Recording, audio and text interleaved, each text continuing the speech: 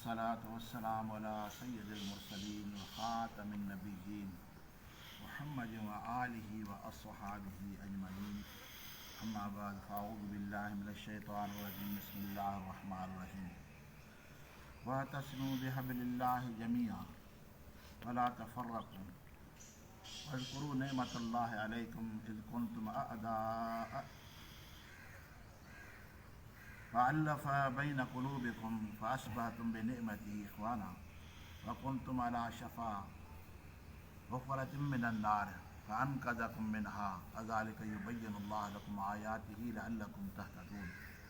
आमन्तु बिल्लाहि सदक़ल्लाहुल अज़ीम व सदक़ रसूलुहुन नबियुल करीम। मथी आयत सबूरी जे अंदरि अल्लाह ताला जी ज़ात बाबरकात इरशाद फरमायो त हे ईमान वारो पंहिंजे रब खां ॾिजो ऐं मरिजो न पर मरो त मुस्लमान थी मरो ईमान सां। छो जो दारो मदार जेको फ़ैसिलो रखियलु आहे उहो आख़िरी वक़्त ते रखियलु आहे। सॼी ज़िंदगी नेकियूं कमाए भलाई जा कम करे जे पछाड़ी में ईमान न मिलियो त सभु शइ हली वई। निजात जो दारो मदार पछाड़ी पहर ते रखियलु आहे। अल्लाह ताला जी ज़ात बाबरकात असांजे हाल ते रहम फरमाए। अॻिते इरशाद फरमाए त वअतसिमू बिहब्लिल्लाह जमीआ, चिंबड़ी पोइ अल्लाह ताला जी रसीअ खे सभु, यानी इनफरादी अमल न आहे। जमीआ माना सभु जो सभु गॾु थी करे। हब्लिल्लाह मां मुराद मुख़्तलिफ़ उलमा कराम ऐं मुफ़स्सिर इज़राम वठनि था पिया त हब्लिल्लाह मां मुराद अल्लाह जो दीन आहे, यानी अल्लाह जे दीन खे चिंबड़ी पओ। इन मां मुराद नबी करीम सल्लल्लाहु अलैहि वसल्लम जी आल सवूरी बि लिखी वई आहे। जो हज़रत इमाम जाफ़र सादिक़ रज़ियल्लाहु ताला अन्हु जो क़ौल मुबारक आहे त नहनु हब्लुल्लाह, असां अल्लाह जी रसी आहियूं। ऐं इन मां मुराद मदीने वारी साईं जी ज़ात बि आहे। हबल मां मुराद अल्लाह न आहे, बल्कि अल्लाह जी रसीअ खे वठो। रसी छो छॾी आहे? रसी छो जो रसो तॾहिं इंसानु वठंदो आहे जॾहिं हुनखे सहारे जी ज़रूरत पवंदी आहे। अल्लाह ताला रसे जो मिसाल थो ॾिए। जे क़ुर पाक में फरमाए सुम्मा रददनाहु अस्फल साफ़िलीन, असां तव्हांखे हेठी जाइ में मोकिलियोसीं। हेठी जाइ ऊंदाही में तव्हांखे लाहे छॾियोसीं। ख़ल्क़े अहसन तकवीम बढ़ाए करे सुम्मा रददनाहु अस्फल साफ़िलीन माना हेठां जाइ में तव्हांखे लाथोसीं। हाणे हेठि जेको हलियो वियो आहे त उनखे निकिरण जी ज़रूरत बि आहे न। कीअं मथे निकिरे त ज़रूरु उनखे रसे जी ज़रूरत पवंदी। त इन मां मुराद मदीने वारो साईं आहे अलैहिस्सलातु वस्सलाम, जेको असांखे हेठां खां मथे कढे थो पियो, बुलंदी ते असांखे आणे थो पियो। हब्लुल्लाह अल्लाह ताला जी ज़ाते बाबरकात फरमाए त तव्हां सभु जो सभु जमी आहे, यानी टे माण्हू जेकॾहिं कंहिं शइ मथां क़ाइमु बीठा आहिनि, इनखे हब्लुल्लाह न चइबो। हब्लुल्लाह उनखे चइबो जंहिंजे मथां सॼी उम्मत क़ाइमु हुजे, सभु जो सभु हुजनि, यानी वॾी जमायत उम्मत जी जंहिं मथां क़ाइमु आहे, माना सद इहा अल्लाह जी रसी आहे। नबी करीम सल्लल्लाहु अलैहि वसल्लम जी ज़ाते बाबरकात जो मिसाल आहे हिन में त अल्लाह जो महबूब असांखे तरे मां मथे कढण जे वास्ते आयो आहे ऐं निकिरंदो उहो जंहिंजो रसे में मज़बूत हथु हूंदो। वअतसिमू मां मुरादी आहे जंहिंजा हथ ढरा हूंदा उहो कीअं थो मथे निकिरी सघे? छो जो मथे निकिरण जे लाइ रसी खे क़ाबू करे मज़बूती सां पकड़ींदो तॾहिं उहो हेठां खां ॿाहिरि निकिरी ईंदो। त अल्लाह जे दीन खे इस्लाम खे बि मज़बूती सां पकड़णो आहे। ईअं न जो ज़रूरत पए त माण्हू निमाज़ पढ़े, ज़रूरत पए त माण्हू दीन जे कम में वेहे, बाक़ी उनजो को तालुक़ ई न हुजे। ॾिसो को दुनिया जो कमु हूंदो आहे उहो माण्हू बि चिंबड़ी पवंदो आहे। दुनिया जो कम में माण्हू चिंबड़ी पवंदो आहे, ॾींहुं राति उनखे लॻी वेंदो आहे। टेम जी बि पाबंदी, खोले बि टेम सां, दुकान बंदि बि करे टेम सां। यानी दुनिया में एतिरी पाबंदी आहे त दीन जे कमनि जे अंदरि बि अल्लाह ताला जी ज़ाते बाबरकात वक़्तु मुक़ररु फरमाया आहिनि ऐं उन वक़्तनि जी पाबंदी करणु ज़रूरी आहे। त हाणे वअतसिमू मां मुराद त इहो रसो तव्हांजे हथनि मां खिसकी न वञेव, निकिरी न वञेव। तव्हां उनखे मज़बूती सां पकड़ींदव तॾहिं तव्हां उहो रसे जे ज़रिए सां तव्हां उन अस्फल साफ़िलीन मां ॿाहिरि निकिरी सघंदव। जेको माण्हू खूह में किरी वए उनखे रसो ॾिबो आहे, दादा हे वठि रसो, निकिरी अचे भला ॿाहिरि। जेकर उन रसे खे मज़बूती सां पकड़ींदो तॾहिं त निकिरंदो। जंहिंजो रसे में हथु क़ाबू ई कोन्हे को त उहो कीअं थो निकिरी सघे? त रब करीम फरमाए त अलाह जे दीन जे अंदरि बि तूं अहिड़ी मज़बूती सां चिबड़ी पओ जो मरंदे दम ताईं उन मां हथ न कढ ऐं आख़िरी पसाहन ताईं तूं उन्हनि जे मथां क़ाइमु रह। फरमाए त वज़कुरू नेमतुल्लाह, फरमाए त अलाह जी नेमतुनि खे यादि कयो। ख़ुदा जी नेमत खे कॾहिं बि न विसारे।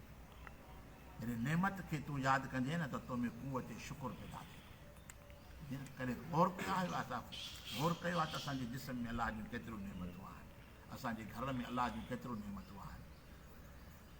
इन जो को इंसान इनकार नथो करे सघे।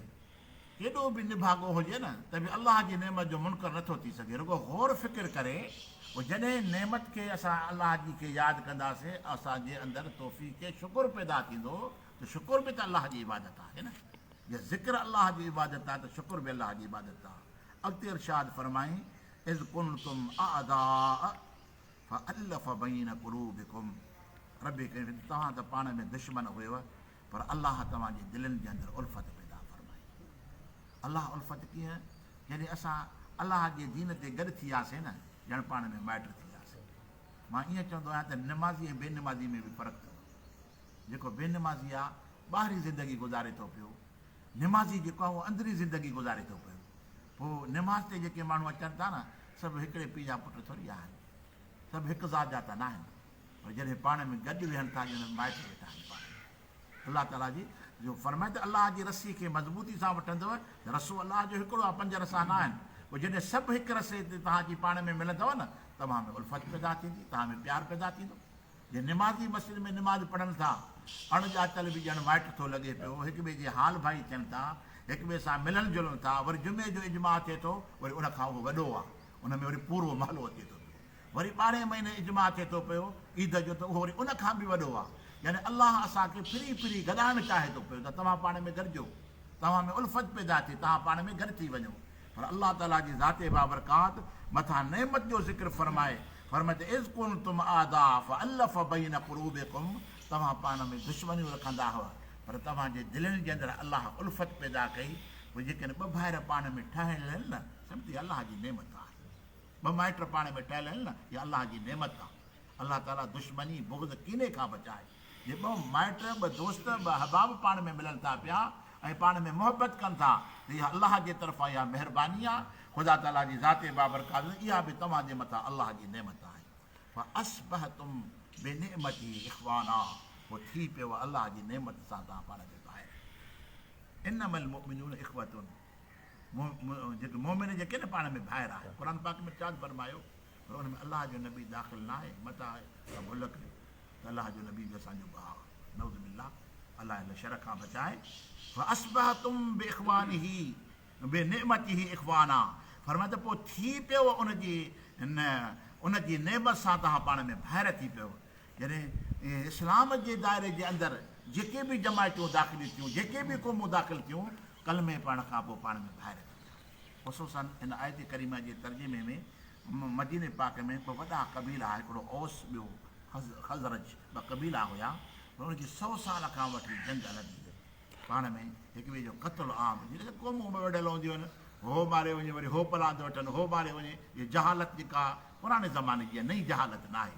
इहे जेके क़ौमियत जी जंग लड़नि था पिया, 2 गुमराह क़ौमूं आहिनि, 2 पासा जेके आहिनि जहनबी आहिनि। अलाह जे महबूब फरमायो ख़ज़रत जे ओस में बि ईअं जंग हले पई, पर जॾहिं अलाह जो महबूब मदीने पाक में तशरीफ़ फरमा थियो, महबूब जे दायरे इस्लाम में दाख़िल थिया, उहे सभु पाण में ॿाहिरि थी विया। उहे दुश्मनियूं ख़तमु थी वियूं। मालूम थियो त इंसान खे गॾाए जेका शइ थी उहो ईमान अथव, सम्झे न। बेनिअमती इख़वाना, जेके गॾाए थी उहो ईमान आहे। ऐं उहे पाण में माइट थी पिया, दोस्त थी पिया। अर्ज़ु पे कयूं त अलाह जो महबूब असांजो भाउ न आहे। जेके ईअं था चवनि त साईं असां बि मोमिन आहियूं, अलाह जो मदीने वारो साईं बि मोमिन आहे, पोइ ॿाहिरि थी वियासीं। दादा भाउ जी जेका ज़ाल हूंदी आहे न उहा भाॼाई हूंदी आहे, भाॼाई। ऐं असांजे नबी जूं जेके घरवारियूं आहिनि असांजूं माहिरूं आहिनि, उहो त पोइ नबी जी घरवारनि खे पंहिंजी भाॼाई सॾु जेकॾहिं भाउ जेकॾहिं थो तस्लीम करे थो ॾियो। इहा हिकिड़ी मुग़ालतो आहे। अलाह जे महबूब असांखे पाण में भाउ बणायाई, पर असांजो उहो आका आहे, असां हुनजा ग़ुलाम आहियूं। फरमाए त कुंतुम अला शफ़ा हुफ़रतिन मिनन नार, ऐं हुयव तव्हां जहन्नम जे खॾ जे किनारे ते, शफ़ा माना किनारे, हुफ़रतुन याने वॾी जेका खॾ हुजे, मिनन्नार बाहि जे याने जहन्नम जे खॾ जे किनारे ते हुयव, अनकज़कुम मिनहा, पोइ तव्हांखे बचायाईं। यानी जहन्नम जे किनारे ते बीठा हुआ, तव्हांजे अमलनि तव्हांखे खणी वञी जहन्नम जे किनारे ते बीहारियो, पर अलाह पंहिंजी रहमत सां तव्हांखे बचाए वधाए।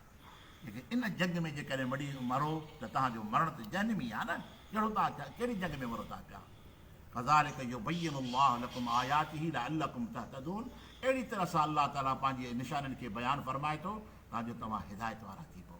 हज़रत अबू हुरैरा रज़ियल्लाहु ताला अन्हु खां रवायत आहे, हबीब करीम सल्लल्लाहु अलैहि वसल्लम जी ज़ात बाबरकात मिसाल ॾेई करे पंहिंजे सहाबनि खे फरमायो, हिकिड़े शख़्स बाहि मारी, जॾहिं रोशनी थी न, रोशनी ते अची गीत गॾिया, चिड़ियूं पतंग अलाए कहिड़े कहिड़े क़िस्म जा गीत ईंदा आहिनि, उहे बाहि में किरनि पिया, पोइ हुन गीतनि खे उहो बचाए पियो। हाणे बाहि खे जेको अचे त टपो ॾिए, जेको अचे त टपो ॾिए। हज़रत अबू हुरैरा फरमाए थो, अलाह जे महबूब ईअं मिसाल ॾिनो, मतिलबु जीअं बाहि जे अंदरि हेॾा बि गीत किरनि, हेॾा बि गीत किरनि, तव्हांजो मिसाल ईअं हो, ईअं जहन्नम में पिया किरो, पर मां मदीने वारो साईं अची वियो आहे।